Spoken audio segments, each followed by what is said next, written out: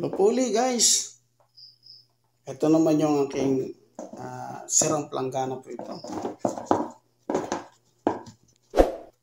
Ayan po, basag na po siya. Ayan, naisip po pong wag nang itapon. Pagtataniman ko na lang siya ng kamote. Ayan po.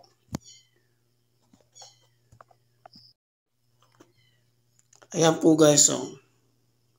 Nilagyan ko siya ng mga butas sa puwitan para pagka magdidilig po ng tubig ay nadidrain po siya para hindi po mabulok yung ugat ng ating tanim.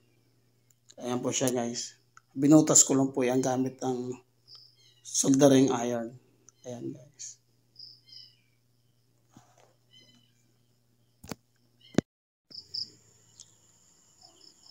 Ayan guys. Yung kamote na aking tinanim sa planggana. Antayin lang po natin mga 1 linggo kung anong improvement.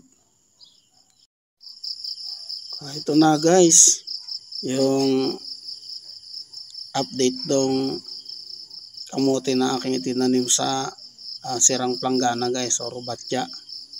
Ito na po siya guys, oh. Kalipas ng ayan, oh, 2 linggo guys. Ayan. Siguro mga 2 linggo pa uli pwede na po siyang bawasan pang gulay.